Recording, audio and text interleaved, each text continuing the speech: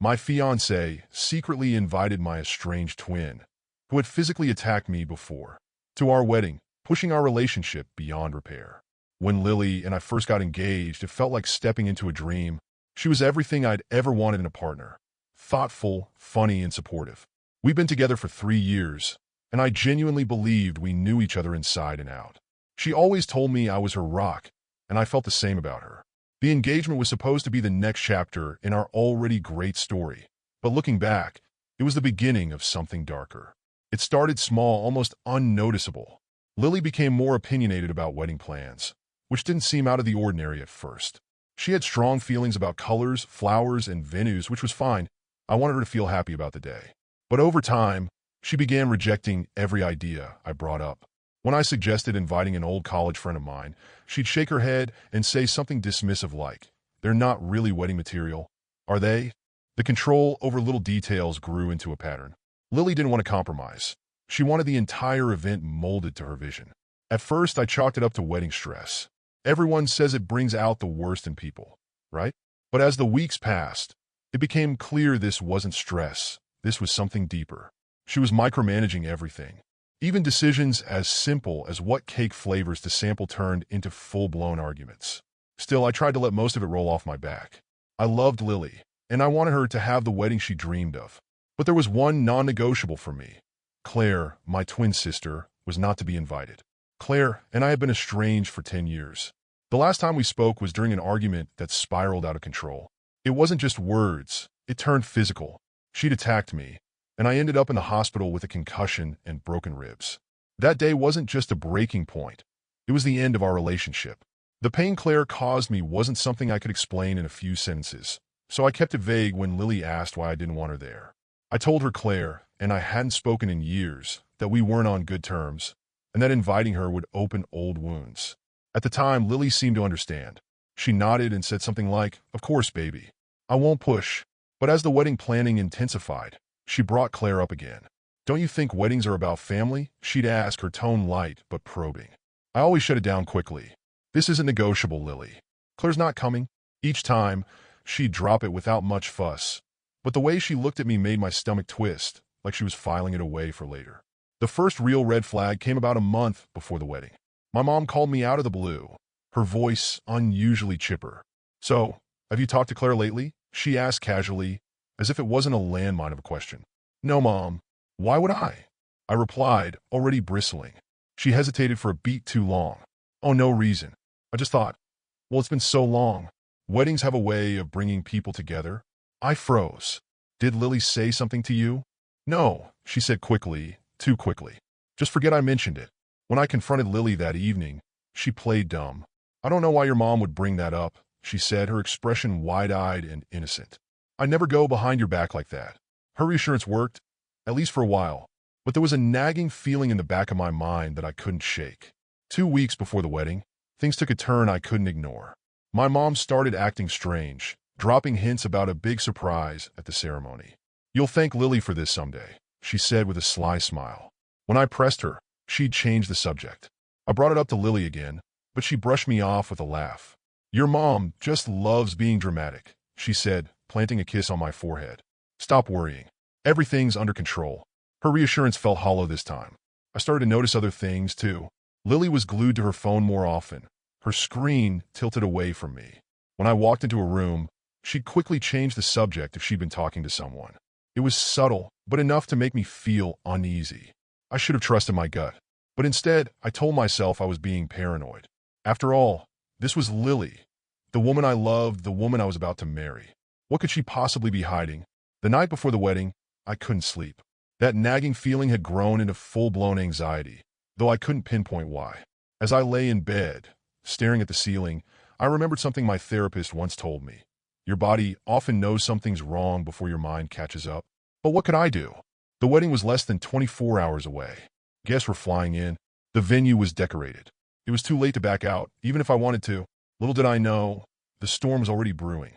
And by the next day, everything I thought I knew about Lily and our relationship would come crashing down. 2 weeks before the wedding, things started to feel off. It was subtle at first, like the faint scent of smoke before a fire. My mom, bless her heart, has never been one to keep a secret. The woman can barely hold back from spilling what she got me for Christmas, let alone something significant. So when she started dropping cryptic hints about a big surprise at the ceremony, I should have seen it as a red flag. "You'll thank Lily for this someday," she said one evening over the phone, her voice dripping with barely contained excitement. "Mom," I said, pinching the bridge of my nose. "What are you talking about?" "Oh, nothing," she replied, but the way she said it made me picture her smiling smugly, pleased with whatever scheme she and Lily had cooked up. "Seriously, what's going on?" I pressed. "You'll see," she said, and then, as if realizing she'd already said too much, abruptly changed the subject. I should have pushed harder. I should have called Lily out on it that night. But I didn't. I figured it was some cutesy surprise she'd planned, something harmless like a slideshow of embarrassing childhood photos or a cheesy flash mob. I didn't have the energy to dig deeper. I was already drowning in last-minute wedding stress. Around the same time, Lily's behavior started to change. She became almost unnervingly cheerful. Lily was usually high energy and bubbly, but this was different. It was like she knew something I didn't, and she was practically vibrating with excitement over it. She'd flit around the house, humming to herself, making vague comments about how everything was coming together perfectly. One night, as we were going over final wedding logistics, I decided to ask her outright. "You're not hiding anything from me, are you?" I tried to keep my tone light, like I was joking, but there was an edge of seriousness to the question. She glanced up from her laptop, a mischievous glint in her eyes. "What makes you say that?" I shrugged. "I don't know. You've been acting different. My mom's been weird too. She keeps saying there's some big surprise at the wedding." Lily laughed a little too quickly. She leaned over and kissed me, brushing off my concerns with a wave of her hand. "You'll see," she said. "It's all for you. Trust me, you're going to love it." The way she said it didn't sit right with me. There was something almost smug about her tone, like she was patting herself on the back for pulling off the surprise of the century. I told myself I was just overthinking it. After all, this was Lily. She loved me. She wouldn't do anything to hurt me, right? Looking back, I hate how naive I was. I should have trusted my gut, should have noticed the signs. But I was exhausted. The constant arguments over seating charts, the late-night panic over whether the florist would deliver on time, the endless back and forth about whether or not to hire a second photographer. It had all worn me down. Besides, Lily had always been full of surprises. On our one-year anniversary, she booked us a weekend getaway to a cabin in the mountains without telling me. For my birthday, she threw me a surprise party and invited all my closest friends. Surprises were her thing, and they usually turned out great. So I told myself this would be no different. Whatever she had up her sleeve, it couldn't be that big of a deal. But as the days passed, I started noticing more little things. Lily was glued to her phone constantly, her screen angled away whenever I walked into the room. She'd have hushed conversations with someone, then quickly hang up when I got too close. Once, I overheard her whispering, "No, don't worry. It's all set. He doesn't suspect a thing. Who were you talking to?" I asked as casually as I could when she hung up. "Just the caterer," she said breezily, but her explanation didn't sit right with me. Since when did the caterer need to know whether or not I suspected something? The final straw came a week before the wedding. I came home from work earlier than usual and found Lily in the living room, deep in conversation with my mom over FaceTime. They didn't hear me come in, so I stood in the hallway, listening. "It's going to be perfect," Lily was saying, her voice low but excited. "This is exactly what he needs." "Are you sure about this?" my mom asked, sounding hesitant. "Trust me," Lily replied. "He'll thank us later." I stepped into the room then, and both of them jumped like guilty kids caught sneaking cookies before dinner. "What's going to be perfect?"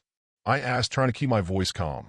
Lily quickly ended the call and turned to me, plastering on her best innocent smile. "Nothing, babe.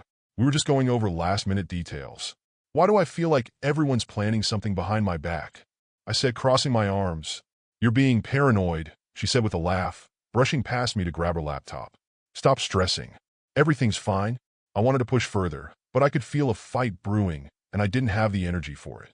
Instead, I nodded stiffly and went to take a shower, hoping the hot water would wash away the uneasy feeling crawling up my spine.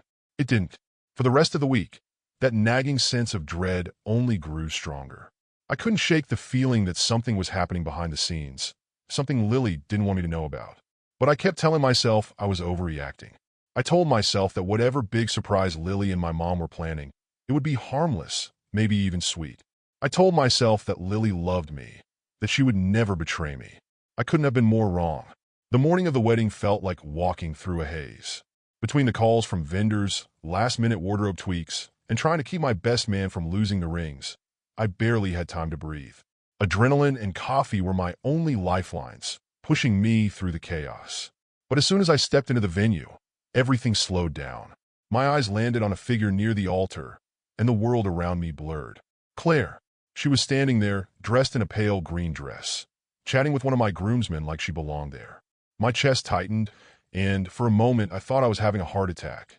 Claire, my estranged twin sister, the person I'd worked so hard to erase from my life, was here, at my wedding. For a brief second, I wondered if I was hallucinating. Maybe the stress, the sleepless nights, had finally broken me. But no, she was real. The tilt of her head as she laughed, the way she gestured with her hands, it was all painfully familiar. The last time I'd seen her was the day everything fell apart. 10 years ago, during a screaming match that spiraled out of control, she'd attacked me. I'd ended up in the hospital with a concussion and fractured ribs, and she'd ended up on the other side of a wall I'd built brick by brick. Therapy had helped me process the trauma, but seeing her here, smiling as if none of it had happened, shattered any illusion of closure I'd convinced myself I had. My first instinct was to turn around and leave, but my feet moved me toward Lily instead. She was in the bridal suite, fussing with her veil in front of a mirror. Her makeup artist hovered nearby, brushing the final touches onto her cheeks. "Lily," I said, my voice low but shaking with barely contained anger. She glanced at me in the mirror and smiled. "Hey, handsome. Nervous? What the hell is Claire doing here?" I hissed, my hands clenching in a fist at my sides. Her smile faltered for a second, but she recovered quickly, turning to face me fully. "Relax," she said, waving me off like I was overreacting. "It's your wedding day. Let's focus on the positives." "Don't do that," I snapped. "Don't brush me off. Why is Claire here? I told you she wasn't invited. I told you I didn't want her here." She sighed, as if I was being unreasonable, and motioned for the makeup artist to leave the room. Once we were alone, she crossed her arms and looked at me like I was a petulant child. "I invited her," she said simply. "You what?" "I invited her," she repeated, her tone calm but firm. "She's your sister, and this is your wedding. I thought it was time for you two to reconcile. Weddings are about family, and you're never going to heal if you keep avoiding her." I stared at her, my mind struggling to process what she was saying. "Are you kidding me? I told you, over and over, I didn't want her here. You went behind my back." Lily rolled her eyes. "You're being dramatic. I was trying to do something good for you, for both of you. Claire wants to make amends, and this is the perfect opportunity." The rage bubbling inside me threatened to spill over. "You have no idea what you've done," I said, my voice trembling. "Actually, I think I do," she shot back. "I've been watching you carry this anger for years. It's not healthy. You need to let it go." "You don't know what you're talking about," I said through gritted teeth. "Because you never tell me anything," she shouted, throwing her hands up. "I've asked you about Claire a million times, and you never give me a real answer. You just shut down. How am I supposed to understand if you won't even try to talk to me?" I took a step back, the weight of her words hitting me like a punch to the gut. She was right. I hadn't told her the full story. I hadn't told her about the night Claire snapped, about the fear and betrayal that still haunted me. But that didn't give her the right to make this decision for me. "This isn't about what you think is best for me," I said, my voice cold. "This is about respect. I set a boundary, and you crossed it. You lied to me, manipulated my family, and now you've ruined our wedding." Lily's eyes widened, and for the first time, she looked genuinely nervous. "Ruin? Come on, don't be so dramatic. She's just here to support you. Can't you just try to talk to her? For me? For you?" I repeated, laughing bitterly. "This isn't about you, Lily. This is about me. My trauma. My life. And you just threw it all in my face because you thought you knew better." I turned and stormed out of the room, leaving her standing there with her veil in her hands. I needed air. I needed to get away from the suffocating weight of everything. But as I stepped back into the main hall, my eyes locked onto Claire again. She was still chatting with my groomsmen, looking so comfortable, so unbothered. It took every ounce of self-control I had not to walk over there and start yelling. Instead, I made my way to the back of the venue, away from the guests. My head was spinning, my chest tight. This was supposed to be the happiest day of my life. Instead, it felt like I was trapped in a nightmare, surrounded by betrayal. And the worst part? I wasn't sure how to fix it, or if I even wanted to. The venue was bustling with guests laughing and mingling, the soft hum of conversation blending with the gentle notes of the string quartet we'd hired. It was supposed to be a perfect day, the culmination of months of planning and years of love. Instead, I felt like a ticking time bomb. My chest was tight, my jaw clenched so hard it hurt. I spotted Lily across the room, chatting with her maid of honor near the refreshment table. Her expression relaxed, like everything was perfectly under control. Meanwhile, I felt like my world was imploding. My mind raced as I approached her, ignoring the curious glances from nearby guests. "Lily," I said sharply, keeping my voice low but firm. She turned, her smile faltering when she saw the look on my face. "What's wrong?" she asked, feigning innocence, but there was a flicker of something else in her eyes. Guilt, maybe? "Come with me," I said, my tone leaving no room for argument. I led her to a small room off the main hall, shutting the door behind us. The noise of the party dulled instantly, replaced by the pounding of my heart. Lily crossed her arms, her brow furrowing. "What's going on?" she asked, her tone defensive now. "Don't play dumb," I said, my voice shaking with barely contained anger. "You invited Claire to our wedding." "Why?" Her eyes widened slightly, then narrowed. "I already told you." "No," I interrupted, cutting her off. "You told me she was here to support me. That's not an answer. I want to know why you went behind my back, after I explicitly told you not to invite her." Lily sighed like I was being unreasonable. "I thought this would be the perfect chance for you two to reconcile," she said, her tone infuriatingly calm. I blinked, stunned by her audacity. "You thought this would be the perfect chance?" "Yes," she said, as if it were obvious. "She's your sister, and family is everything. I knew you'd never make the first move, so I did it for you." "You knew I didn't want her here," I said, my voice trembling with disbelief. "You knew what this would do to me, and you still went behind my back." Lily's face fell, but only slightly. "I was trying to help," she said defensively. "You've been holding on to this anger for so long, and it's not healthy. I thought if you saw her, if you talked to her, you'd finally start to heal." For a moment, all I could do was stare at her, trying to process what she was saying. "You thought you'd force me to heal by ambushing me on my wedding day?" "You're overreacting," she said, her voice firm, like she was scolding a child. That word, overreacting, was like a match dropped into a pool of gasoline. "Don't you dare," I snapped, my voice rising. "Don't you dare tell me I'm overreacting. You don't get to decide how I should feel about this. I was doing this for you." Lily shot back, her own voice rising now. "You never talk about her, never deal with what happened. I thought this would be a good thing." "A good thing?" I laughed bitterly, shaking my head. "Do you have any idea what Claire did to me? What she put me through?" Lily hesitated, her confidence wavering for the first time. "No," she admitted quietly. "Because you've never told me." "That doesn't matter," I said. "I told you I didn't want her here. That should have been enough. But instead, you lied to me, manipulated my family, and brought her here anyway. Do you have any idea how much you betrayed me?"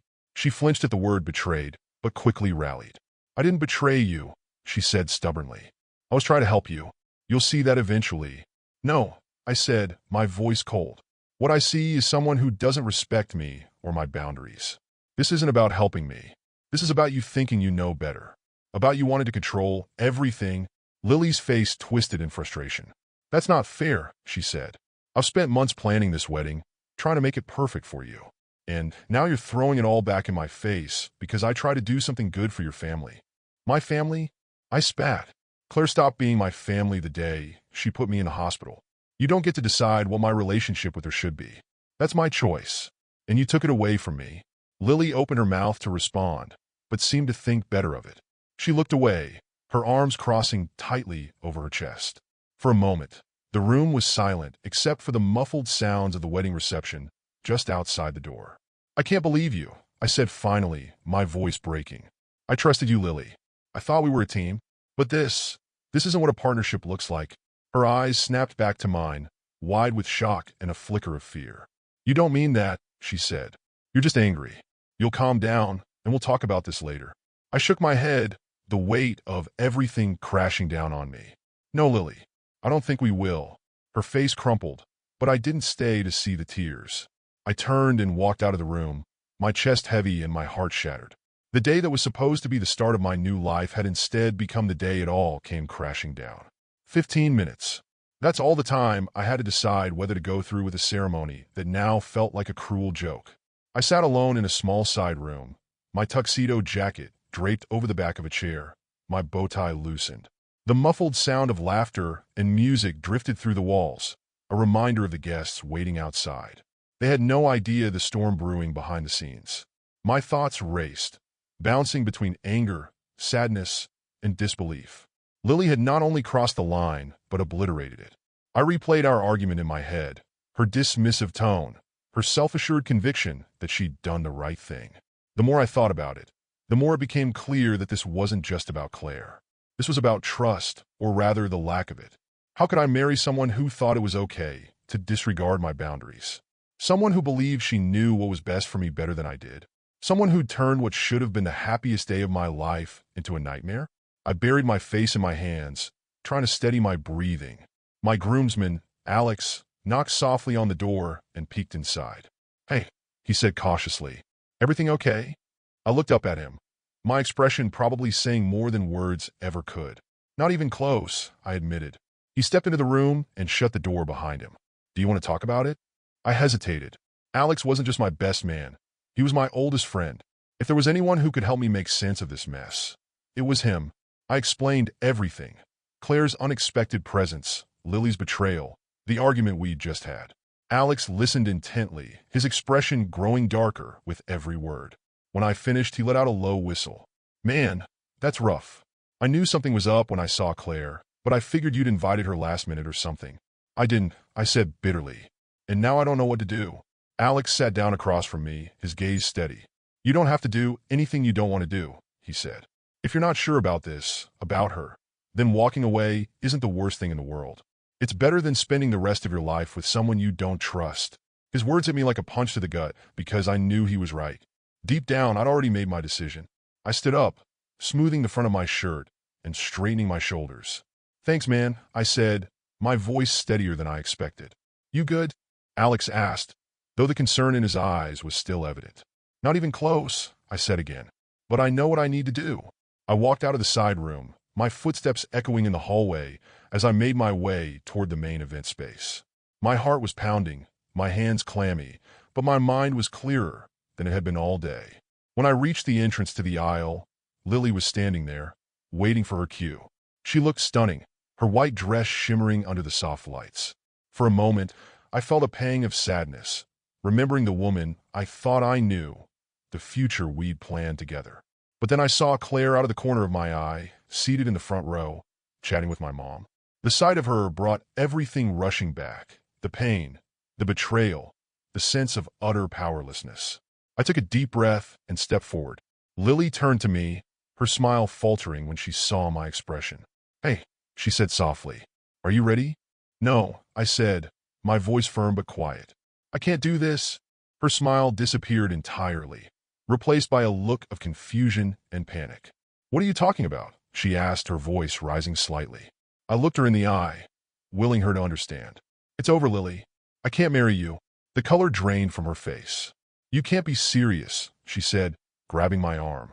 "I am," I said, shrugging her off. "You crossed a line I can't come back from.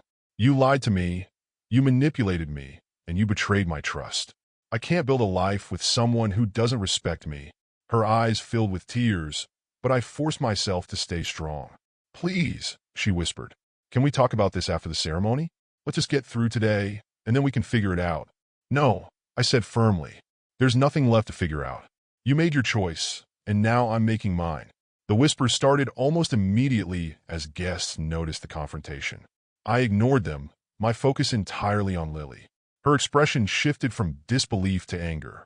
"You're throwing everything away over one mistake," she hissed. "This isn't just one mistake," I said. "This is who you are, and now I know I can't trust you." With that, I turned and walked out of the venue, leaving behind the chaos, the guests, and the life we'd planned together. My chest felt heavy, my steps unsteady, but I kept moving forward. It was the hardest thing I've ever done, but in that moment, I knew it was the only choice I had. The fallout began the moment I stepped out of the venue. Before I even made it to my car, my phone started buzzing incessantly, notifications flooding the screen. Calls, texts, voicemails. It was as if the entire guest list had decided to weigh in on what had just happened. I ignored them at first, too overwhelmed to even think about explaining myself. I drove aimlessly for hours, the weight of what I'd done pressing down on me. By the time I made it home, it was nearly midnight, and the reality of my decision hit me like a freight train. I'd walked away from my own wedding, humiliated my fiancée in front of everyone, and thrown years of planning and love into the air like confetti. But even in that crushing silence, I knew I'd made the right choice. The next day, I finally started sifting through the messages. They were a mixed bag. Some of my friends expressed support, saying they couldn't believe what Lily had done. Others accused me of overreacting, calling me selfish for ruining the day. My mom's voicemail was the worst. Her voice was sharp and angry, laced with disappointment. "How could you do this?" she demanded. "Lily was trying to help you. She did the right thing by inviting Claire. Family is everything, and you can't just keep running from this forever. You'll regret this." She hung up without a goodbye, leaving me feeling like a kid who'd just been scolded for breaking a priceless heirloom. My dad's message was more subdued. "Look, I'm not saying I agree with what Lily did," he said, "but you're mom and I just want what's best for you. Maybe think about giving her another chance." It seemed like everyone had an opinion about what I should do, but none of them had to live with the betrayal. None of them had to deal with the memories Claire's presence had dredged up or the trust Lily had shattered. A week later, Lily moved out. She hadn't fought me on it, though the process wasn't without its emotional landmines. On her last day at the house, she stood in the doorway, her suitcase at her feet, tears streaming down her face. "I didn't mean to hurt you," she said, her voice cracking. "I thought I was doing the right thing. I just wanted to help." I leaned against the wall, arms crossed, trying to stay calm. "You made a decision that wasn't yours to make," I said, "and it destroyed everything." She nodded, wiping her eyes with the sleeve of her sweater. "I still love you," she said softly. I didn't respond. I couldn't. She lingered for a moment, as if waiting for me to say something, to stop her, to give her a reason to stay. But I didn't. Eventually, she turned and walked out the door, and I watched her go without looking back. A few days after she left, a letter arrived in the mail. The handwriting on the envelope stopped me cold, Claire's. I stared at it for what felt like an eternity before finally opening it. The letter was long and surprisingly heartfelt. Claire apologized for what had happened all those years ago, explaining that she'd been dealing with unresolved anger and trauma that she didn't know how to handle. She wrote about the therapy she'd been going to for years, how she'd spent a long time reflecting on her actions and the damage they'd caused. "I came to the wedding because I wanted to see you," she wrote. "Not to force anything, but to show you that I've changed. I know I can't undo the past, and I don't expect you to forgive me. But I needed to be there, even if it was just to see you from afar." I read the letter 3 times, my emotions ricocheting between anger, sadness, and confusion. Part of me wanted to believe her. Part of me wanted to rip the letter into shreds and throw it away. I folded it up and placed it in a drawer, unsure of what to do. The house felt emptier without Lily, but also quieter, calmer. I started unpacking the life we'd built together, literally and figuratively. The wedding invitations, the photos from our engagement party, the gift registry, it all went into boxes I couldn't bear to open. Friends reached out, offering to grab drinks or just talk, but I wasn't ready to face anyone. The idea of explaining what had happened over and over again was exhausting. One night, Alex came over unannounced with a 6-pack of beer. "You're not ghosting me too," he said, plopping down on the couch. I managed a weak smile. "I'm just processing." "Yeah, I figured." He cracked open a beer and handed it to me. "But seriously, man, you did the right thing. I don't think I could have gone through with it either." We sat in silence for a while, the only sounds coming from the occasional clink of bottles and the soft hum of the fridge. It wasn't much, but it helped. As for Claire, I still didn't know what to do. Her letter sat in my drawer like a ticking time bomb, a reminder of the chaos Lily had unleashed. I thought about responding, but every time I picked up a pen, my mind went blank. What could I possibly say to someone who had caused me so much pain? And yet, there was a part of me that wondered if she was telling the truth. If she really had changed. If maybe, just maybe, reconciliation was possible. For now, though, I needed space. Space to heal, to figure out who I was without Lily, without the weight of my past dragging me down. The road ahead felt long and uncertain, but for the first time in years, I was walking it on my own terms. Reading Claire's letter felt like peeling back a scab, only to find the wound underneath still raw and festering. Her words were careful, almost methodical, as if she'd labored over every sentence to strike the perfect balance between remorse and hope. She started by apologizing. The letter opened with a direct acknowledgement of what had happened all those years ago. The fight, the physical violence, and the irrevocable damage it had caused. "I know I can't take back what I did," she wrote. I can't erase the pain I caused you or the years we've lost because of my actions. But I need you to know how much I regret it, how much it's haunted me every single day since. She went on to explain how she'd sought therapy, how she'd spent years trying to understand and manage her anger. She talked about the breakthroughs she'd had, the hard conversations she'd had with herself about the kind of person she used to be and the kind of person she wanted to become. I know I don't deserve your forgiveness, she wrote, but I miss you. I miss the bond we had before everything fell apart. I came to the wedding because I wanted to see you, not to force anything, but to show you that I've changed. I want to rebuild our relationship, but only if you're ready. If not, I'll understand. The words blurred on the page as I read them, my chest tightening with a mixture of emotions I couldn't untangle. Part of me wanted to believe her, to take her at her word and give her the benefit of the doubt. But another part of me, larger, louder, kept replaying the memory of that day, the way she'd looked at me, her face contorted with rage. It had started as a stupid argument, one of countless fights we'd had growing up. But that day, it had escalated into something I never saw coming. One moment, we were shouting at each other. The next, she was on me, her fists flying, her screams mingling with mine. I remembered the pain, the helplessness, the sheer terror of realizing that my own sister, my twin, was capable of such violence. Even now, years later, the memory still made my hands shake. Therapy had helped me process some of it, but the scars ran deep. Trusting Claire again felt impossible. And yet, there was a small part of me, a quiet, nagging voice in the back of my mind, that wondered if I was holding on to the past too tightly. People change, don't they? If she'd really gone to therapy, really done the work, maybe she deserved a chance to prove it. For days, I debated whether to respond. The letter sat on my kitchen table, a constant reminder of the mess my life had become. I'd walk past it every morning, my eyes lingering on the envelope as I sipped my coffee. Sometimes, I'd pick it up and read it again, searching for any hidden clues about her intentions. Was she sincere? Or was this just another manipulation? Alex, who had become my unofficial therapist since the wedding, weighed in when I showed him the letter. She sounds genuine, he said after reading it twice. But I get why you're hesitant. This is a lot to process. I don't know if I can do it, I admitted. What if she hasn't changed? What if I let her back into my life and she hurts me again? That's a risk, Alex said. But maybe it's worth taking. Not for her, for you. If she's telling the truth, this could be a chance for you to get some closure, to let go of some of the anger you've been carrying. I nodded, but his words didn't make the decision any easier. That night, I sat at the kitchen table, staring at the letter under the dim light of the overhead lamp. I thought about everything that had happened in the past few weeks. Lily's betrayal, the wedding that wasn't the fallout with my family. And now this. Claire's letter was a door, slightly ajar, offering a glimpse of something I wasn't sure I wanted. If I responded, if I opened that door fully, there was no telling what would come through. But if I didn't, if I ignored her letter and shut the door completely, would I be able to live with that decision? The question haunted me as I sat there, the weight of the past pressing down on me like a stone. For now, the letter remained unanswered, its future as uncertain as mine. It was a quiet evening, the kind where the silence felt heavier than the air. I was nursing a glass of whiskey, sitting alone in the dim light of the living room. The TV was on, but I wasn't watching it. My thoughts kept drifting back to Claire's letter, its folded edges a permanent fixture on my kitchen table. I'd read it a dozen times by now, every word etched into my brain, but I still couldn't decide what to do. The prospect of opening that door was daunting, and every time I thought I'd made up my mind, doubt crept back in. Then my phone rang. I glanced at the screen, and my stomach dropped. Her name flashed there, Claire. I don't know why I answered, but I did. Hello.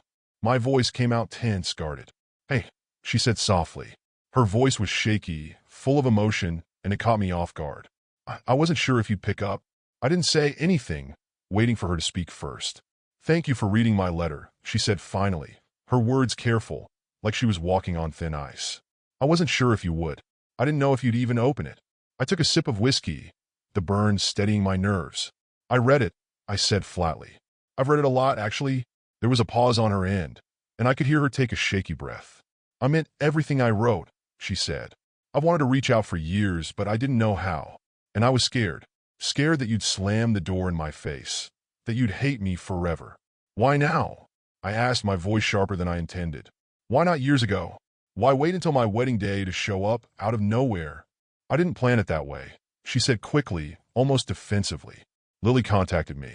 She told me you weren't ready to reach out, but she thought I should be there to support you, even if we didn't talk. I wasn't sure about it, but I wanted to see you. Her words stung, reigniting my anger at Lily. You know that wasn't her call to make, right? I know, Claire said, her voice small. And I'm sorry. For everything. For what I did back then. For showing up at your wedding. For all of it. I hesitated, gripping the glass in my hand tightly. Her apology sounded sincere, but it didn't make the memories hurt any less. What do you want from me, Claire? I asked finally. I don't want anything from you, she said. I want a chance to make things right. To prove to you that I've changed. I don't expect you to forgive me, but I can't keep living with the way things are between us. You're my brother, and I miss you. Her voice cracked on the last word, and I felt something inside me twist. But my walls were still up, fortified by years of pain and betrayal. I'll think about it, I said, the words heavy in my mouth. She let out a shaky breath, a mixture of relief and resignation. That's all I can ask, she said quietly. Thank you for even considering it. I didn't know how to respond, so I didn't. The silence stretched between us, awkward and heavy. Finally, I said, I have to go. Okay, she said quickly. Take care of yourself, okay? I ended the call without replying, staring at my phone as if it might give me answers to questions I didn't even know how to ask. That call left me more conflicted than ever. Claire sounded sincere, but I couldn't tell if it was enough to outweigh the history between us. The anger, the hurt, the years of silence, they weren't things I could just brush aside. And yet, there was a flicker of something else, something I hadn't felt in a long time. Hope. Maybe it was naive, maybe it was dangerous, but it was there, quietly urging me to consider the possibility that she had changed. The whiskey in my glass was gone, but the weight in my chest remained, as heavy as ever. I placed my phone on the table and leaned back, staring at the ceiling, the echoes of Claire's voice lingering in my mind.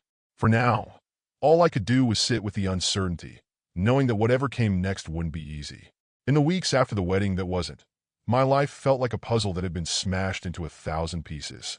I tried to move forward, but it was like walking through quicksand, every step dragging me deeper into the muck of what had happened. It wasn't just Lily's betrayal that haunted me, though that was at the center of it. It was the larger question it raised. How could I ever let someone get close again? How could I trust anyone, knowing how easily they could disregard my boundaries, twist my pain into something they thought they could fix?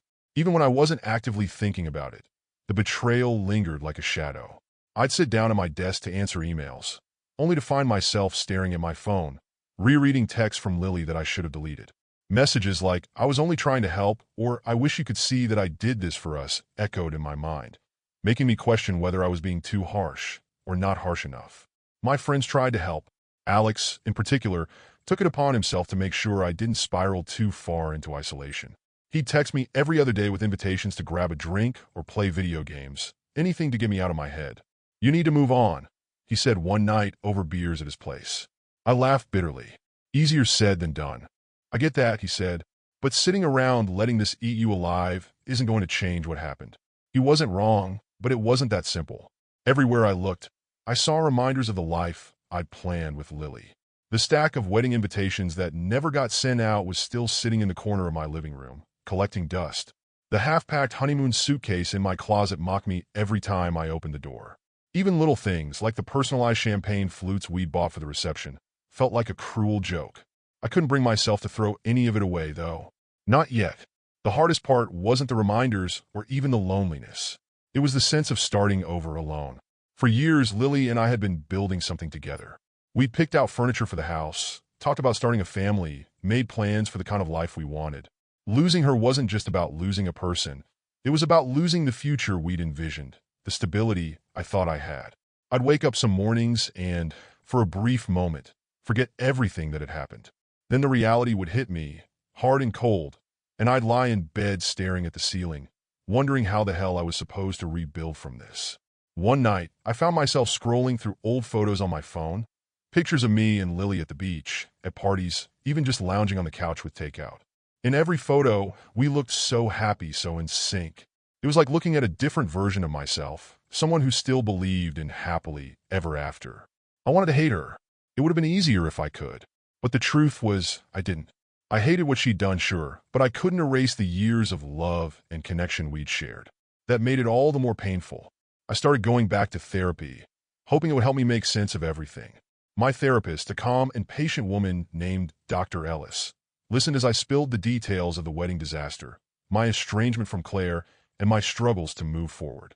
"You've been through a lot," she said after I finished recounting everything. "It's no wonder you're feeling stuck. But healing takes time, and it's okay to give yourself that time." I nodded, though her words felt like small comfort. "And what about Claire?" she asked. "Do you think you're ready to address that relationship?" I hesitated. "I don't know," I admitted. "She says she's changed, but I don't know if I can believe her, or if I even want to." "That's valid," Dr. Ellis said. "You don't have to make a decision right away. But I think it's worth considering what closure with Claire might look like. For you, not for her. Closure. It was a word I'd been avoiding because deep down, I wasn't sure if I wanted closure or if I just wanted to bury the past and forget it ever happened. As the days turned into weeks, I started to piece together some semblance of a routine. I threw myself into work, spending long hours at the office to distract myself from the silence at home. I started running in the mornings, letting the rhythm of my footsteps and the chill of the early air clear my head. But no matter how hard I tried to move on, the weight of what had happened lingered. It wasn't just Lily. It wasn't just Claire. It was the unraveling of everything I thought I knew about love, family, and trust. For now, all I could do was keep moving forward one day at a time, hoping that eventually the pieces would start to come together again. One morning, after yet another sleepless night spent wrestling with memories I couldn't shake, I made a decision. It wasn't a grand, well-thought-out plan, more of a gut instinct, a need to escape. I grabbed a duffel bag, threw in some clothes, toiletries, and a few essentials, and left. No itinerary, no destination, just the open road and the promise of distance from everything that had been weighing me down. The first few miles felt awkward, like I was making a mistake I couldn't take back. But as the city skyline disappeared in my rearview mirror, a strange calm began to settle over me. The further I drove, the lighter I felt, as if the distance itself was peeling away layers of guilt, anger, and regret. For the first time in years, I didn't have a plan. I stopped when I was tired, ate when I was hungry, and drove wherever the road seemed to lead. Small towns and stretches of highway blurred together, their sameness soothing in a way I hadn't expected. At night, I'd find a motel or pull off at a rest stop, the quiet of the open spaces contrasting sharply with the constant noise in my head. I'd sit outside, watching the stars, sipping cheap coffee or lukewarm beer, and wonder if I'd ever feel whole again. Claire's letter came with me, tucked into the glove compartment like a passenger I wasn't ready to acknowledge. I'd catch glimpses of it whenever I reached for something in there. The folded paper, a constant reminder of unfinished business. I hadn't opened it since the day I'd left, and I wasn't sure if I ever would. The truth was, I wasn't ready. Not for her, not for the past, not for the tangled mess of emotions that letter represented. The road became a kind of therapy, each mile giving me space to breathe and think. I started reflecting not just on the recent chaos, but on the patterns that had shaped my life. How long had I been carrying the weight of Claire's betrayal? Had I been dragging that pain into every relationship, every decision? And Lily, how much of our relationship had been built on assumptions and unspoken fears? Had I let her in too much or not enough? The betrayal still burned, but I couldn't help wondering if I'd been blind to warning signs long before the wedding. But those thoughts, as painful as they were, didn't feel as heavy out here on the road. They felt like pieces of a larger puzzle I was finally starting to examine, even if I wasn't ready to put it all together just yet. One afternoon, somewhere along a winding stretch of mountain road, I pulled over at a scenic overlook. The air was crisp, the kind that clears your head just by breathing it in. I leaned against the hood of my car, staring out at the rolling hills and valleys below. For the first time in weeks, I felt a flicker of something I hadn't felt in a long time. Possibility. The future was still a blank slate, and that terrified me. I didn't know where I was going or who I wanted to be, but for the first time, that blankness didn't feel like a void. It felt like a canvas. Claire's letter stayed in the glove compartment, untouched. Maybe one day I'd open it, face her, and figure out what closure looked like. But not yet. For now, the road stretched ahead, infinite and uncertain, and I was okay with that. I wasn't running away. I was moving forward,